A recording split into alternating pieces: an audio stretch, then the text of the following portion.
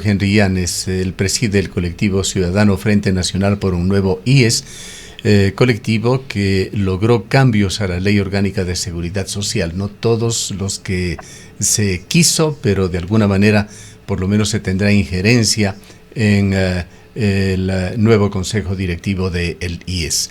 Quisiéramos actualizar la situación, licenciado Llanes, saber cómo están las cosas, qué expectativas y qué cronogramas existen al momento para estos cambios. Sí, buenos días, estimado Gustavo, con cordial saludo para usted y para la audiencia.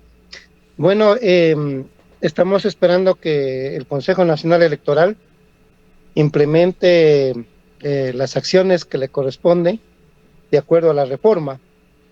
Nosotros enviamos con fecha miércoles 24 de julio del presente año una comunicación a la señora presidenta del Consejo Nacional Electoral solicitándoles que nos concedan una audiencia pública en el Pleno del Consejo Nacional Electoral para poderles orientar la forma como quedó la reforma y qué es lo que tiene que hacer el Consejo Nacional Electoral. Esta comunicación la envié a los 2 días que se publicó en el registro oficial la reforma, que la tengo acá. Quita la reforma, 22 de julio. 22 de julio está publicada el martes 1 de noviembre de 2022, perdón, en el registro oficial. Entonces, perdón, es no, sí, el 22 de julio se publicó y entonces le hemos enviado esta comunicación, pero no hemos recibido respuesta, ¿no? Luego le enviamos la segunda comunicación el 5 de agosto, aquí está, el 5 de agosto, ¿no?, insistiéndole a que el Pleno del Consejo Nacional Electoral nos reciba, y porque le hemos dicho al Consejo Nacional Electoral en esta comunicación en cuanto a los requerimientos que tiene que solicitar al Instituto Ecuatoriano de Seguridad Social, y le hemos dicho en ambos casos, para que, en las dos comunicaciones, para que no se cometa el error que se cometió en la reforma del año 2022, ¿no?, del 1 de noviembre de 2022, que es la que le estaba indicando en un principio Gustavo, esta que está aquí. Esta no la pudieron implementar porque es una ley, es una reforma realmente propio de lo que es la asamblea, ese perfil de la asamblea que tiene como muchos de los asambleístas o unos cuantos asambleístas que rayan en la ignorancia y en su desconocimiento, y que no pueden, obviamente con ese nivel de ignorancia y desconocimiento, no pueden hacer las leyes, ¿no? Entonces, producto de eso hicieron esta reforma y no la pudieron implementar. Y entonces a pesar de que transcurrió el tiempo que debía implementarse la reforma, no lo pudieron hacer. Entonces, en esta vez, para que no suceda lo mismo, le hemos dicho entonces al Consejo Nacional Electoral que nos reciba, y entonces le podremos explicar en qué consiste la reforma y qué es lo que debe hacer el Consejo Nacional Electoral, y nosotros estamos esperando que nos concedan esa audiencia. Esperemos que lo puedan hacer esta semana o la próxima semana. Ahora, las reformas que sí pasaron, licenciado Llanes, particularmente aquellas que introducen cambios en la forma en que se nombrarán a los miembros del Consejo Directivo de el IES, ¿qué garantías da en cuanto a la legitimación, representatividad de los colectivos que hacen el IES, los colectivos de afiliados y jubilados? ¿Qué garantías en el sentido de que no será una oportunidad más para la cooptación que se ha dado por parte de sectores, ya sea políticos u otros sectores interesados de, en este caso, este organismo que es fundamental en el destino del IES, su directorio? La mejor legitimidad es que la ley les permita participar a todos. Aparte de eso, no existe otro espacio de legitimidad. No existe. Entonces nosotros hemos impulsado la reforma para que los dueños de las aportaciones sean ellos los que se expresen y no otros. Porque en el caso de los colegios electorales, preguntémonos, ¿no?, que venían nombrando las autoridades del Seguro Social, nada más y nada menos que 3 personas. Y la mayor corrupción y todo lo que acaba de decir en la parte introductoria usted y Rosana, de toda esa desgracia del manejo de la salud y toda esa corrupción bestial que existe en el Seguro Social ha estado en manos de 3 personas. ¿Te puedes imaginar, Gustavo? Que no es cuestión del número de personas, sino es cuestión de los principios, de los valores que deben tener las personas para conducir, para dirigir a una institución. Entonces, los que han estado ahí le están llevando, acabó de decir Rosana en el titular, que le están llevando al Seguro Social prácticamente al borde del abismo, ¿no? Yo tengo un libro que se llama El 10 al borde del abismo, que usted lo tiene.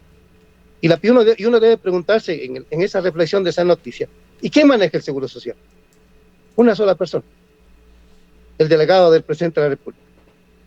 ¿Y por qué tanta corrupción? ¿Y por qué tanta ineficiencia? ¿Y por qué tanta desgracia en el Seguro Social?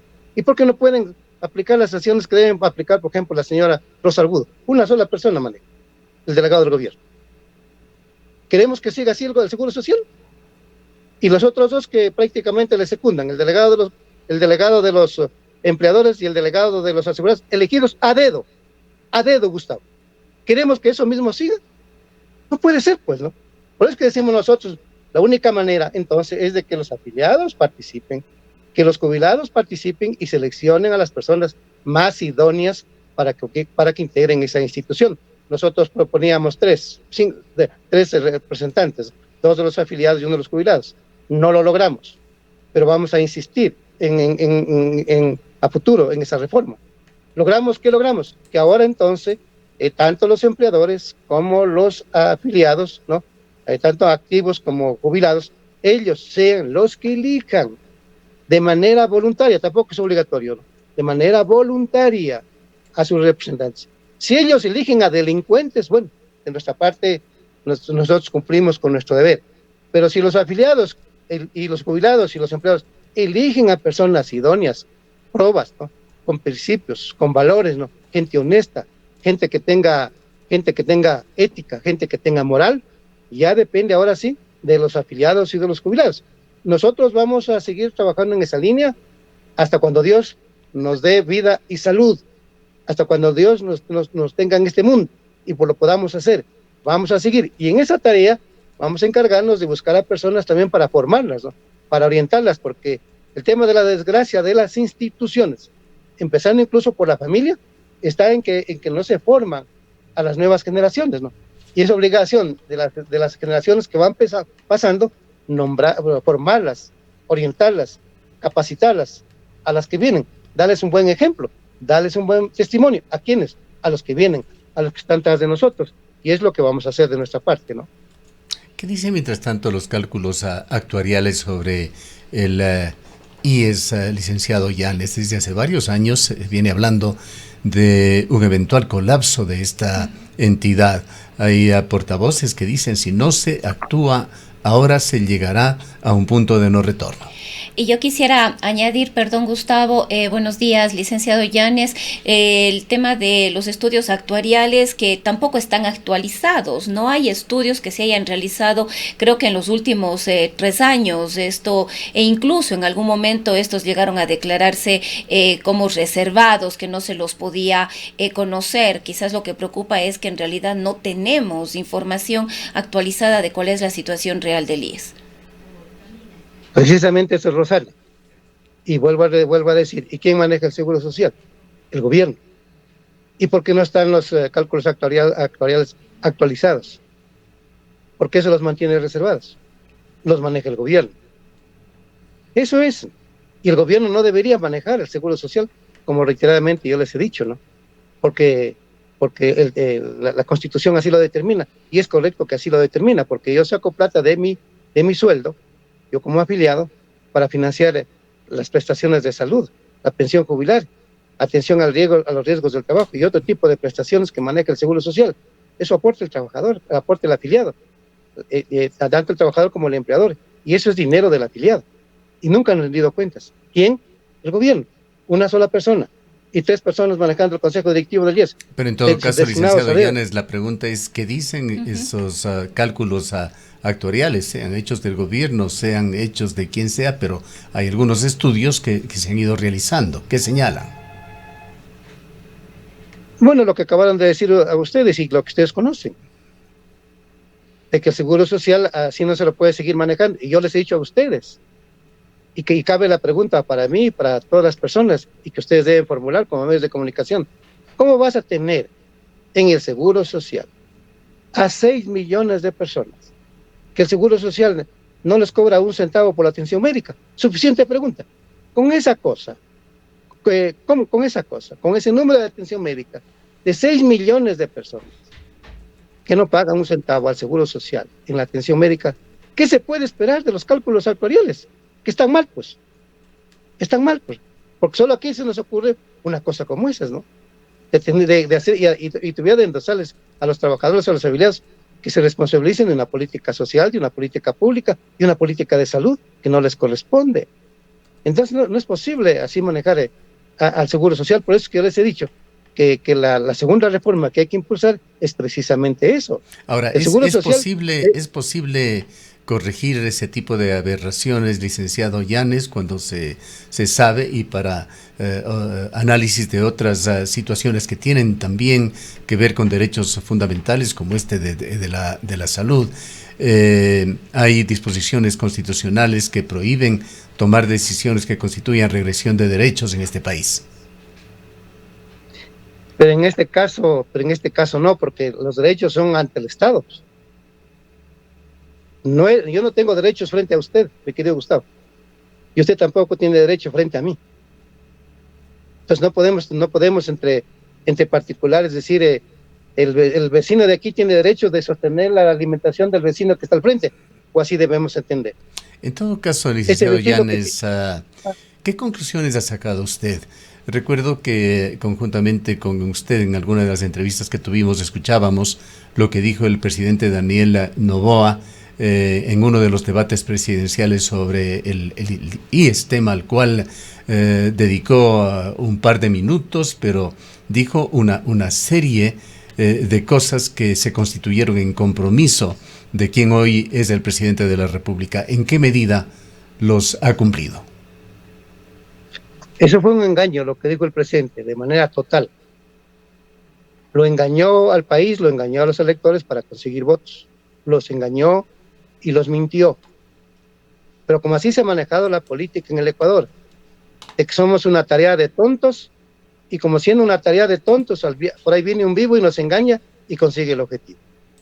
Cuando él dijo que va a capitalizar el Seguro Social, ¿ya?, recomprando los bonos del Estado que están en manos del Seguro Social, ¿lo ha hecho o no lo ha hecho? No, al contrario, delinearon una estrategia para seguir este año sacando más dinero al Seguro Social vía este mecanismo de que el Seguro Social, de que el Banco del IES invierta en bonos, es decir, le entregaron más papeles, ¿ya? Segundo, el presidente actual le dejó de entregar en el presupuesto al Seguro Social cerca de $1.400 millones. Le tenía que entregar $3.706 millones. Le entregó $2.293 millones. Cerca de $1.400 millones no le entregó. ¿Qué significa eso? Es decir, seguir en la línea de descapitalizarlo al Seguro Social y dejarle un enorme lucro cesante. Lo va a dejar este gobierno. Y entonces yo le pregunto al señor Daniel Noboa, ¿eso significa capitalizar al Seguro Social? No, pues. ¿Y entonces por qué dijo que lo iba a capitalizar? Entonces usted le mintió, así de claro. Usted le engañó al elector.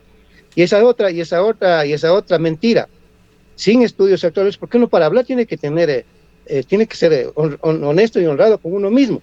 Yo para hablar en este medio de comunicación tengo que tener un nivel de conciencia y de concentración de mis palabras y de mis ideas, que yo a este medio de comunicación y a todos tengo que decir lo que yo siento, lo que yo pienso, y que yo puedo sostener y que tengo los datos para poder sostener lo que yo afirmo. Y entonces el presidente en ese debate de 2 minutos le dijo, nosotros vamos a nivelar, a unificar el pago de la pensión permítame a un ayudarle, salario. licenciado Llanes, y a analizar, a poner a consideración del público ese video, lo que dijo sobre el IES el hoy presidente de la República cuando candidato en ese debate, y enseguida continuamos con usted. Pero tenemos que ir Muchas gracias, y Gustavo. ponernos al día Excelente. con el IES. Poco a poco ir haciendo un plan de pagos que reduzca la deuda con el IES. Es importantísimo. Número 2, devolverle liquidez al IES. Gobiernos pasados, y eso también lo pueden googlear, jóvenes, ¿qué hacían? Le vendían bonos del Estado o le entucaban bonos del Estado al Seguro Social, dejaban al Seguro Social con papeles y tocaban la liquidez de ese Seguro Social.